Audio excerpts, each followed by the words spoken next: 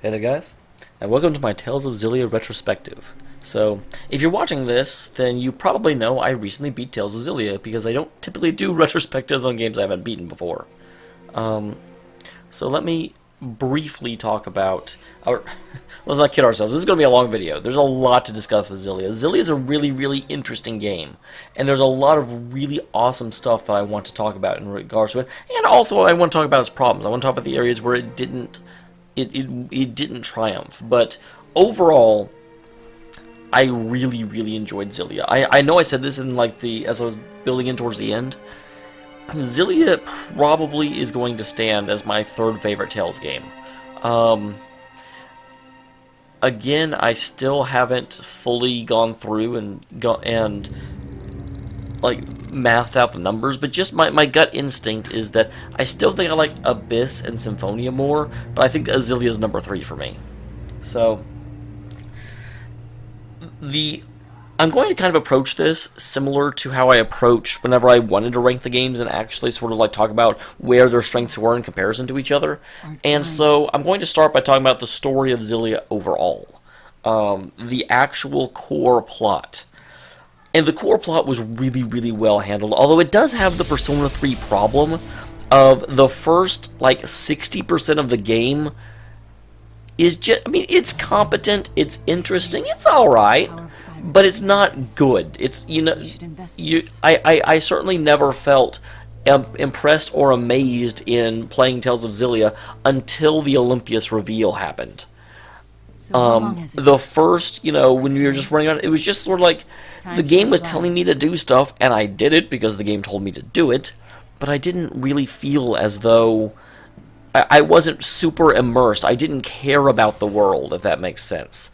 And that's a problem. You need to care about the world that you're going through. And I was just sort of okay, well, this is a place, and okay, these people are interesting, and oh, well, here's another place, and oh, well, that's sad. They shouldn't pick on, but I wasn't really invested in the characters. Or I shouldn't say the characters, I wasn't invested in the ongoing plot. I didn't care about the world as a whole. I was just seeing what would happen and just following the prompts the game gave me. So, but then once the Olympius reveal happened, and there was a second world out there, and we found out what Maxwell had done, and, and at that point we didn't know Mila wasn't Maxwell, but it was still, the game got so much more interesting, and I thoroughly enjoyed the last piece of the game. And it's interesting, so I go back and I think about it, and I think about how much I love Xillia, and I think about recommending someone else, and I realize that when I recommend it, I have to tell them that it doesn't get really good until the end, which is the difficult part about doing that recommendation, because I'm sure a lot of people will very legitimately be like, well, I didn't really think it was that good, because they won't get to the end. I had a friend that actually played Tales of Symphonia that didn't beat it. He played it a long time, but he just didn't get to the end, and I was like, well, you were a little bit too, critical of it. It's not going to change your life, but it's a really, really solid game, and you have to take it for a game that was made in the time it was made in. But that's the actual overarching story, and the fact that the thing that I really, really love about the story as a whole, and I'll get into this more in a little bit, is that there really is no villains in Xillia. Everyone has really good reasons for doing what they're doing. So you don't have people that are just straight up mustache twirling. And to be fair, Tales games as a whole don't have evil for evil's sake, but they definitely have villainous characters. And in this one, it's not just a difference of opinion, it's everyone has a very legitimate and very understandable reason for doing what they're doing, and I really, really respect that. Jude as a character, when I talk about the main character, I'm going to talk about Jude because I played Jude's playthrough. And Jude as a character, I got to where I liked him, but I still don't think he's one of my absolute favorite characters. Primarily because a lot of what Jude does in the game is just sort of hand-waved away as, oh, well, he's naive. He really thinks things will work out, and I'm like, don't worry about that. You're in a rush too, I can't really. The biggest problem with the overarching story, and I know I've talked this to death, and I'll try not to focus on it, but it's that Jude is someone with a high degree of intelligence, a high degree of education, a lot of ability to really figure out what is happening, and yet for what whatever reason, his greatest character trait is the fact that he is going to think the best in people despite all evidence against that. And I mean, if that's who he is, that's who he is. I can't necessarily fault him for it. However, I can't get on board that train. I can't get aboard the Jude train, and it's hard for me to support someone who will ignore available evidence, because that's just completely opposite how I function. My absolute outlook on life is to take all of the data you can before you form an opinion, and don't let emotions get in the way. So, Jude and I are just very, very different people, and it made it a little bit harder to have Jude as the main character, because he just did things I fundamentally disagreed with. I do, however, I like his overall story. I like his struggle with his father, and I do think he is genuinely a good person.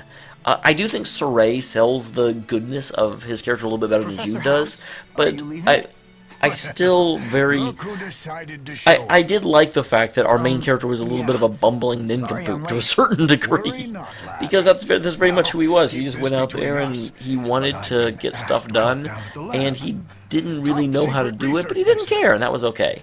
And I kind of liked a little bit of a role reversal of having the strong, powerful female character, and then the doofy guy that was in love with her that just sort of tagged along. And I'm underselling Jude a little bit with that description, but for a long time that's really who Jude was. He was like, well, Mila wants to do something, so I do too. Why? Because Mila wants to do it. He didn't ever think things through, and to a certain degree that's why I couldn't get behind him, but I appreciate that is a little bit of a reversal of what we normally see in games like this.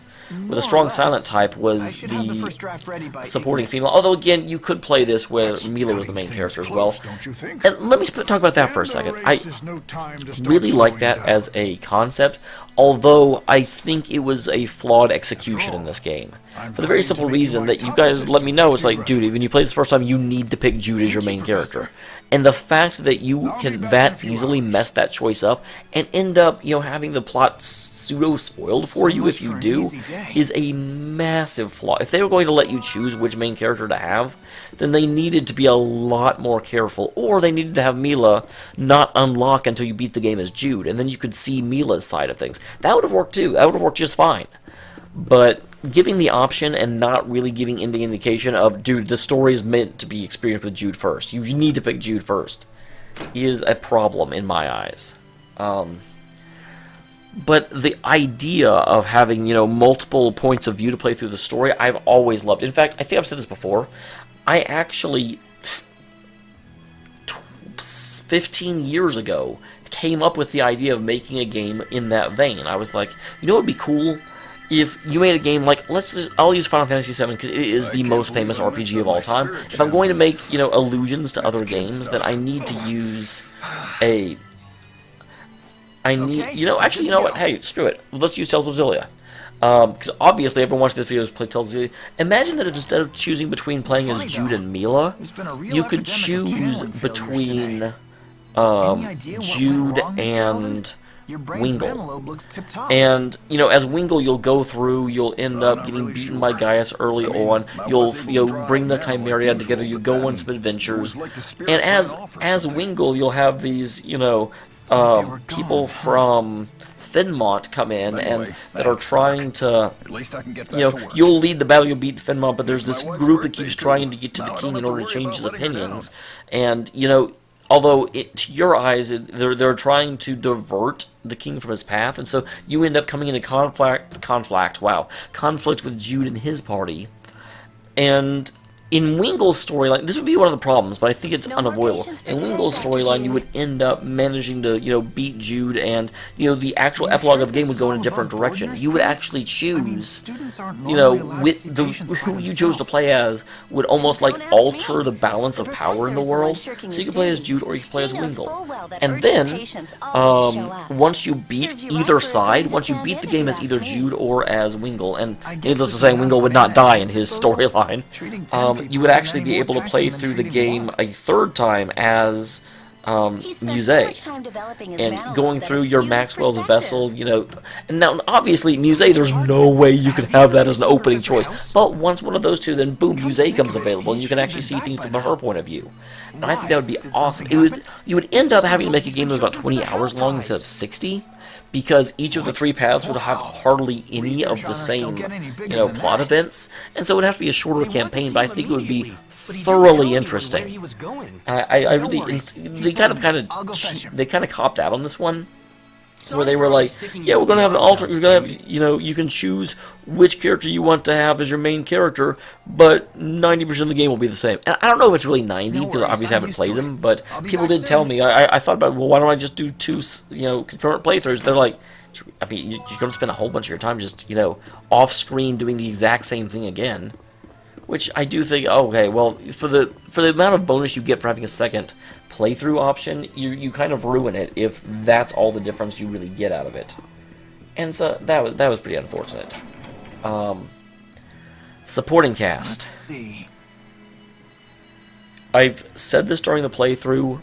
No point in leaving This the city. is one of, if not the, no, it's one of the only Tales games that I love every single member of the, you know, supporting cast. I like Jude, I like Leia, I like Mila, I like Rowan, I even like Alvin, and I like Elise. I didn't actually say her, but yes, I like Elise. They all are sold very, very well. They all are really interesting individuals. The thing, and Mila is probably the most interesting of them, simply for the reason that Mila, there's so much baked into her character, and they end up handling her reveal very well, and I think they do a decent job of, they make her Jude's love interest without making it sappy. Mila doesn't even really seem to understand what love is, and I think the dynamic between the two of them is really interesting. I'm a big fan of it. And so we end up with, you know, Mila is a completely different character. I was very, very much not at all sure that I would really like having one of your characters in the party be an actual god. I kind of thought that was a little bit, but it was well done. There was some very interesting things. You know, being hungry for the first time was a lot of fun to see. And, oh, by the way, let me mention, I should have said this in the main plot. The whole thing about Mila not actually being Maxwell was handled beautifully. One of the fondest memories I have of Tales of Xillia, because the fact that Mila was being served by the fourth beginning of the game completely sold me on the idea of her being Mila Maxwell and her actually being, because the freaking 4 worked for her. Come on. I did not for a second consider any reality other than that Mila was indeed Maxwell. And even when I knew that there were things going on, and they laid a lot of hints down that things were not as they seemed. They did a good job of putting a lot of things in there so that when the reveal happened, you knew there was something going on, and you were more accepting of, oh wow, that everything I thought is not true. But they also sold Mila being Maxwell enough that even though I knew something wasn't what it seemed to be, I never thought it was that Mila wasn't really Maxwell. Completely believed that's what went on. Wow. Very, very, very well done on that one. Just to speak briefly on the supporting cast, I'm just know that I like all the characters. I think they're all well developed, and they all have personalities that made them endearing to me. I am glad Rowan got a little bit more development towards the end of the game. For a long time, I kind of felt like Rowan was the odd duck out, and they didn't really spend a lot of time with him. But let me talk about Alvin. Alvin is... I had a lot of mixed reactions to Alvin as I played through the game. I always liked him as a character, and as a player, I thought Alvin was always interesting. But, oh my god, it got so far under my skin that they would continuously forgive Alvin and bring him back into the party for seemingly no reason. And I do still feel like that's a problem. And I do still feel like that is something that the game did not handle very well. There was really very little reason for them to trust Alvin after he continuously would betray them. So, at the end of the day, I I find Alvin to be an incredibly sympathetic character. Once you finally understand his story and how he's trapped in this world, and even worse than being trapped in the world, he's trapped in a world that doesn't have the medicine his mother needs to survive. And so she's in agony and pain and very slowly wasting away, and he's doing everything he can to try and get them back to Olympus somehow. Although, how do you freaking do that? There's a god that's put a barrier in the way. And so he goes through the game, and he seems to really respect Jude, and he respects the party, and he likes hanging out with them, but one of the members of the party is literally the person that is preventing his mom from getting better. So I really do feel for him. I think that his character is done pretty damn well. I also there's a scene in the middle of the game, and I very much freaked out about the scene because it really pissed me off. It was the scene where Jude was being super, Mila had just died, he didn't want to live anymore, and it was a very overblown scene, and I really disliked Jude after that scene played out. Was not a fan at all. Alvin in that scene became one of my favorite characters, again, as a player. From a game perspective, he shot Leia. I wasn't a big fan of him, but the thing was, the way that scene played out, I even said at the time, it became very clear to me that Alvin had put himself into a position where he could not be okay with the decisions he had made, and he had put himself into a corner that he couldn't get himself out of. And so I very much still... it's funny, whenever I beat a game, I'll always go out and read about the game, once I've actually beaten it, see what other people have thought about. I don't want to make one of these videos and just say a whole bunch of stuff that everyone's already talked about forever. And the amount of people that absolutely revile Alvin are kind of hilarious. But the biggest complaint I saw is that, he was the most traitorous character in Tales history, and how he straight up tried to kill Jude and Leia, and I'm amazed that people can honestly think that. Because his actions in that scene made it super clear that he was trying to get Jude and Leia to kill them. He continuously pulled back. He wanted to make sure that no one got hurt, and when he actually shot Leia, his initial response was, "I didn't mean to!" He was just trying to push. He was just trying to make Jude and Leia actually respond to him, and he really he didn't see a way out of the situation he was in, and he wasn't willing to kill himself because he wasn't willing to leave his mom behind. And so I almost feel like he went to Muse initially so Muse would kill him, but then Muse actually offered him an option, but he wasn't able to bring himself to kill more of the people he respected. And so he was just like, I'm going to go to Jude in order to get Jude to kill me, because I'm not willing to kill him, and I'm not willing to abandon my mom, so the only way out I see is death. And, oh my god, it was subtle, and it wasn't something that I really felt like the game necessarily wanted me to, they didn't make that super clear, but I really respect them for that. I really respect them for the fact that they did not feel like there was any real way. The game designers felt as though that was not something they wanted to shove down my throat, and I always like the character development you have to think about. Even though, granted, I don't know that I had to think about that necessarily, because I was talking about it while that scene was going on, but really, Alvin is, ironically enough, one of my favorite characters, again, from a player perspective. I don't think he's a good person, but I think he's fantastically well developed. Really love Alvin. Let's talk about the Chimeriad for a second. The Chimeriad are interesting and they are good. Though I will say that I felt like Wingle and oh goddamn, I've forgotten his freaking name.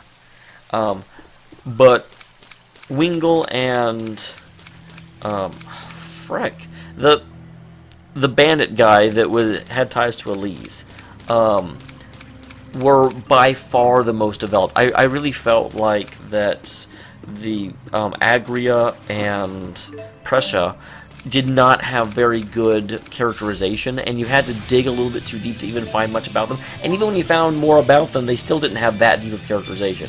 It wasn't nearly what Wingle and his name is at the edge of my mind, but the really big guy with the frilly hat. I guess fuzzy, not really frilly. Frilly's not the right descriptor there. But really, I thought the Chimeriad was well designed. I thought the Chimeriad was well done. Kitty, no. To hide a professor. Not right now.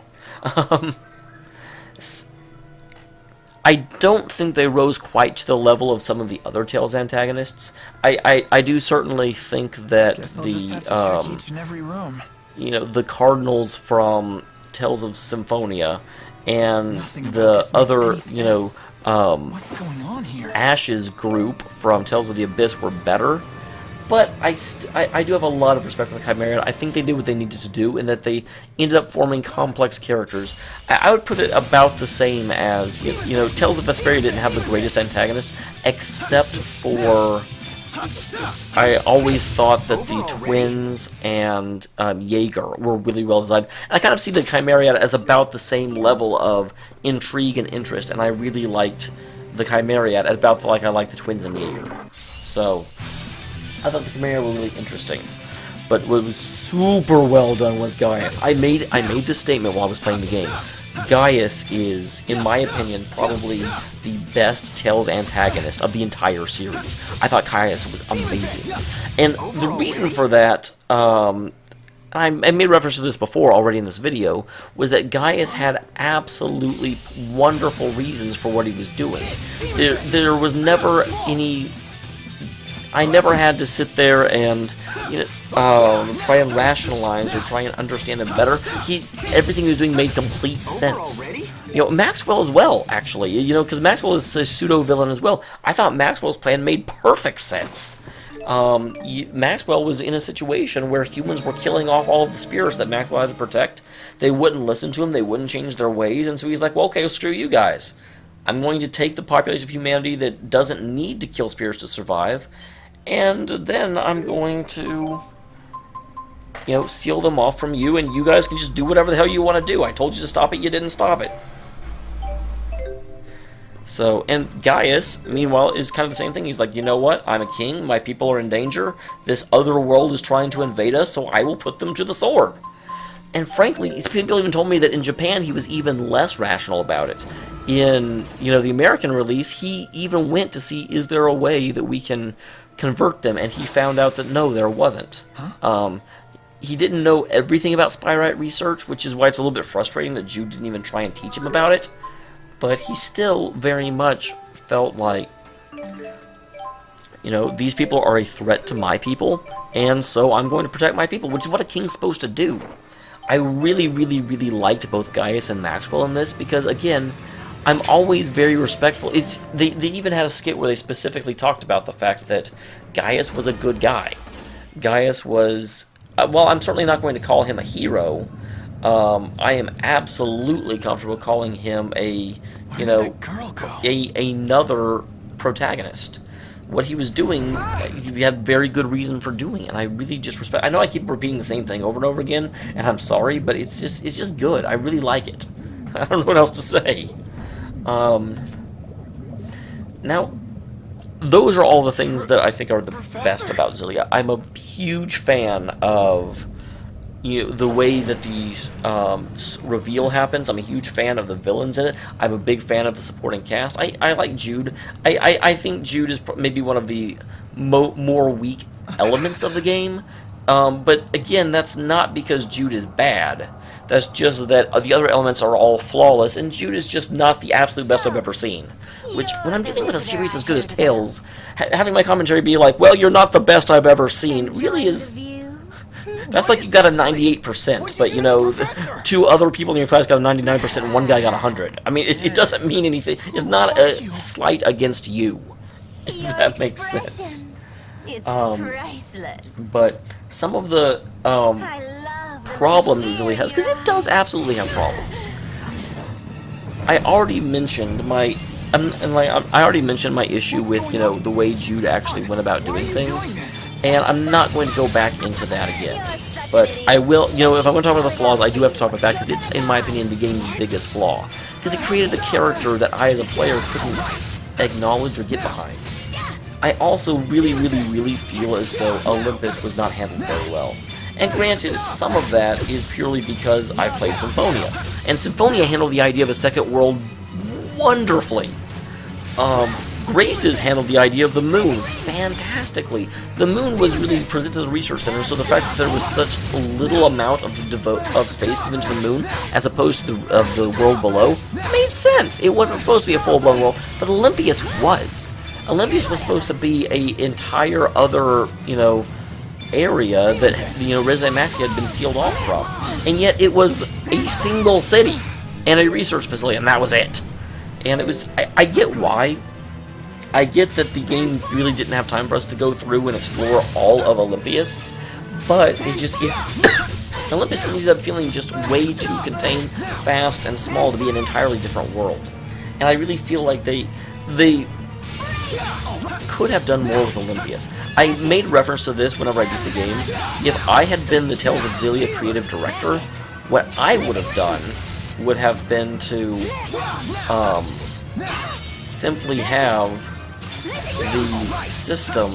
I would have had, whenever Jude and maybe everyone else get trapped on the Olympias side, after Mila sacrifices herself, Muse, comes across the party and banishes them to Olympias, because Muse could do that. Muse is absolutely capable of doing that.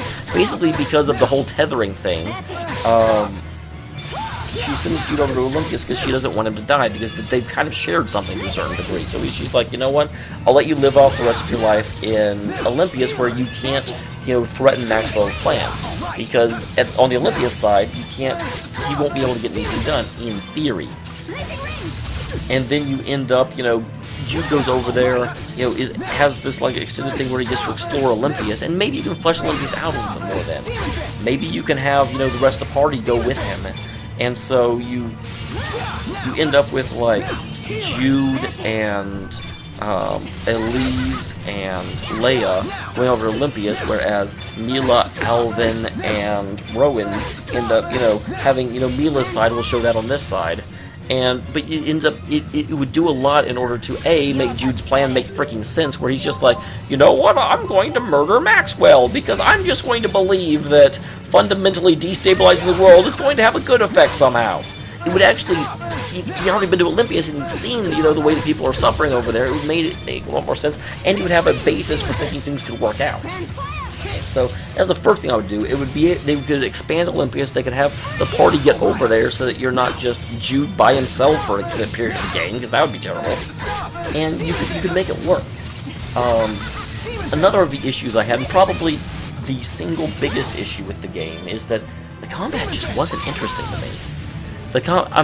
I'm not going to say I never died. I know there were some fights that it took me a few tries to get through.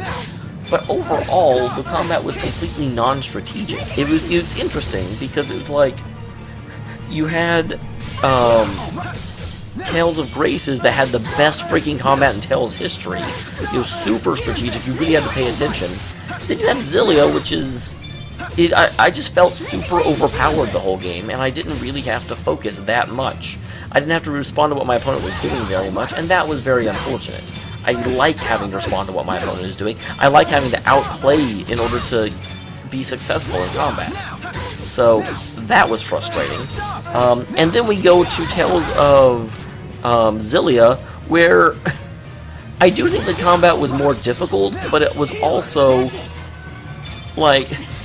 at least in Xillia, I got to, kind of decide how I wanted to play my character. In Zestiria, the combat was very much narrowed down to, you know what, we're going to end up have happen? We're just going to go ahead and presume that, you're only going to use one move for every single fight, because there's only one move that is super effective and all the other ones suck. And it changes on the fight, so you have to adapt. Ooh! So maybe I'm just too nitpicky when it comes to combat, but I didn't find the combat in Xillia that enjoyable an experience. So I felt like I was able to go into a fight, learn what they would use, end up equipping skills in order to counter that, and that was it. It just sort of felt like it was a preparation-based combat rather than an execution-based combat, and I would prefer execution. The music, oh my god, I don't know what to say when it comes to music. I definitely noticed the music a couple of times, but it was because it was so thematic and it made you feel, if that makes sense. I thought the music did a very good job of really selling home what it was and the interaction that we were supposed to have with it. What I didn't think the music did was it wasn't amazing. It wasn't catchy. It wasn't. When I get to the end of playing, I can't tell you a single song from Xillia that I'm like I think is iconic of the song. I can tell you the experience I had when going through Olympias the first time and just having the haunting melody going, and you end up feeling for Olympus so much. But that's a music doing its job very well, and I can't complain about it. And I can't talk about, oh yeah, the music wasn't very good because the music did its job perfectly, but it's that girl. a lot of the other Tales games, at the end of it, I'm like, oh, and remember this song, and remember this thing, this was so cool. Now, with Xillia, I can just, even now, I can be like, oh man, when Rise Against played and you were fighting that dragon, and it was just about the world coming together and, seeing hope in the future, and, oh, remember when you went into the, fire temple and there was that, salsa going on in the background, and it was so different but so cool, and the wind temple, and they're, very subtle, there are things in Xillia that just sounded awesome, and a lot of the Tales games are like that. Karma from Abyss, Ring the Bell, and Fury Sparks from Vesperia, Fighting the Spirit, and that other Symphonia also had Fighting Spirit, and it had another song that was like bum. But I don't remember its name. But there are these songs that are just so iconic and so amazing in the different Tales games. I don't feel like I had anything like that from Xillia, which was unfortunate. It ended up putting me into a situation where I certainly cannot claim that the music was bad, because it's not. The music is amazing, and I certainly had a sensation when I was playing it, and it really sold home the emotion I was supposed to feel in the moment. The music did its damn job, but I told you to go home. I also get to the end of this with a keen understanding of the fact that the music is never going to be something that I'm never going to sit here and be like, I want to hear this song from Xillia. And I've definitely had that with other Tales games, which makes it seem weaker in comparison. What X? And then Could it be connected to the disappearance of the lesser spirits? my final recap, what do I think about Xillia as a whole? Spirits? I mean, I already kind of said it. You really need to It's go home. great. Someone might not swoop to It's your a rescue really good next time game. you're It in accomplishes trouble. what it wants to very well. It's a game with extremely, extremely, extremely few flaws. The flaws it has are kind of big. If you're making a game and the average player is going to be, not going to be able to see eye to eye with your protagonist, Hey, wait. that's a problem. I mean, and that's a pretty big problem. So I can't sit here and talk about how the game is nearly perfect. It's not. There are some definite issues I had with the way the game was I executed. see. But If you stick with the person who if at saved the you, end of the then you day won't need your anyone to question save you. is, Clever am I glad boy. I played it? Absolutely, I'm glad I played it. It is a fantastically wonderful game. You don't look that much older than And me. what flaws it My name's has Jude Mathis. are barely Mila. worth considering. So Mila Maxwell. it is a high recommendation for me for anyone to play, and I think the most important things to me are plot and characterization. The characterization is one of the best I've ever seen in the Tales series, and the plot is absolutely something you can learn from. They handled the twist wonderfully. I do have one massive issue with the plot, and actually, let me go back to talk about that scene I talked about earlier where Jude was being just very, very morose after Mila's death. Did you kill Because I've had to defend why I felt the way I did about it. Because there were some people that really didn't like my reaction to the scene. Not to overdo it. The issue I had with it is it fundamentally painted Jude as a different type of character than what we'd seen. I don't mind Jude being emotional that Mila died. Obviously, he was super, super, super infatuated with Mila, to the point where, in a very real way, he kind of started treating Mila as his reason for being. So I certainly don't mind Jude being frustrated and being, you know, kind of listless and lost when Mila died. I would expect him to be like that. My issue was that he was being a petulant brat and kind of intentionally being an asshole to Leia. He was just throwing her food on the ground, and just in case. I don't know why. That's how it works. If that makes, I have no idea why he was being such. You know, it's one thing to sit there and be like, well, he's just really frustrated with the reality he finds himself in, and he doesn't really since he's lived his whole life, you know, or ever since he left Fenwell, his whole purpose has been to help Mila. Once Mila's gone, he doesn't know what to do with his life. Totally get it. Totally understand. I'm not mad. I am Maxwell. However, of spirits. What? Jude has never been seen as Jude has always been the person that is never mean to other people. He's always polite. He always has a level head. And so to be frankly emotionally abusive towards Leia just really betrayed who I thought Jude was. And that's why I had such a negative reaction to it. Very much not okay. So I just want to address that. That's my two biggest issues, was Jude's plan to kill Maxwell before he had the information to know that plan would work, and then Jude's, you know, pseudo-abusive behavior after Mila died.